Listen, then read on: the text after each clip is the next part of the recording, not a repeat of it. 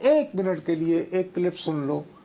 کل امریکی وزارت خارجہ جو ہے اس کے اسپوکس پرسن کی بریفنگ ہو رہی ہے اور اس پہ ایک صحافی نے سوال پوچھا. سوال ہے وہ سب آپ یہ دیکھیے تو صحافی نے سپریم کورٹ کہتے ہیں ہائی کورٹ شاید ہائی کورٹ وہی ان کو یہ ہوا.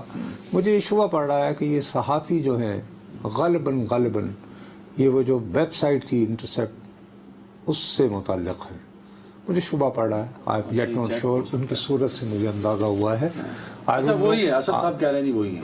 اچھا دیکھیے نا انٹرسیپٹ جنہوں نے سائفر کا متن چھاپا تھا اور اس متن کے بارے میں جب اسی اسپوکس پرسن سے پوچھا گیا تو اس نے کہا کلوزش کہ جی کلوزش.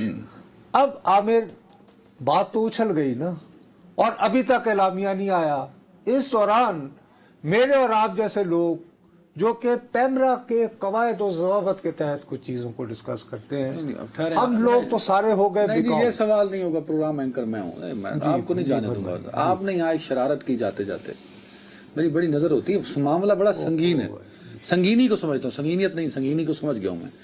آپ نے کہا جی لیٹر لیک کرایا گیا تو اس سے آپ کیا مطلب میسج دینا چاہ رہے تھے کہ پہلے میڈیا میں اس کو میرا خیال ہے یہ جو لیک ہوا ہے یہ یا تو کرنے والے یہ چاہ رہے تھے کہ کسی طرح ان آنریبل ججز کے بارے میں کنٹروورسی شروع کی جائے جیسے کہ ہو گئی. بہت سارے لوگ اگر آپ مسلم لیگ کے دیوانے ہیں سنو جو مسلم لیگ کے دیوانے ہیں وہ صبح سے یہی کہے چلے جا رہے ہیں کہ یہ سارے حضرات جو آج غازی بن رہے ہیں کوٹ ان کوٹ ان کی زبان ہے میری نہیں ہے اللہ نہ کرے.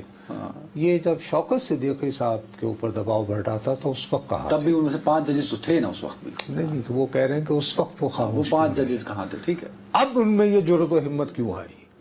دوسری طرف یہ ہوا وہی اندھی عقیدت اور محبت میں تقسیم. پی ٹی آئی نے فوراً ان بہادر ججوں کو اون کر لیا ہے اور مطالبہ شروع ہو گیا ہے کہ اسلام آباد ہائی کورٹ کے چیف جسٹس صاحب تو استعفیٰ دے ہی نے اور پھر قاضی فائز عیسیٰ صاحب اس کے بارے میں کہیں.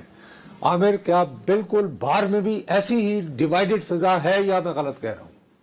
دیکھیے نصرت صاحب اس میں کوئی شک نہیں ہے کہ بار میں کچھ ڈیوائیڈ ہے لیکن انہوں نے جب متفقہ طور کے اوپر پھر میٹنگز ہوئیں اور اسلام آباد بار اور اس کے ساتھ ساتھ high court district bar bar council اور پھر سپریم کورٹ بار ایسوسی ایشن نے بھی جو اعلامیے جاری کیے ہیں اس میں انہوں نے ایک بات بڑی کلیئرٹی کے ساتھ کیا اور وہ یہ کہہ رہے ہیں کہ کسی بھی صورت عدلیہ کی آزادی اور خود مختاری کے اوپر کمپرومائز نہیں کیا جائے گا اور لہٰذا وہ یہ کہتے ہیں کہ اس پورے معاملے کی تحقیقات ہونی چاہیے. اور وہ اس بات کا بھی ضرور اصرار کرتے ہیں کہ جو جسٹس شوکت عزیز صدیقی صاحب کا معاملہ ہے بات شروع کرنی ہے تو پھر وہاں سے شروع کریں. دیکھیے نا آپ کو جب میں جس دن آیا شوکت صدیقی صاحب کا فیصلہ آپ کو یاد ہے کہ ہمارے پہ عدنان بھائی یہ الزام لگا رہے تھے کہ جیسے آپ اور میں ہم دونوں مل گئے.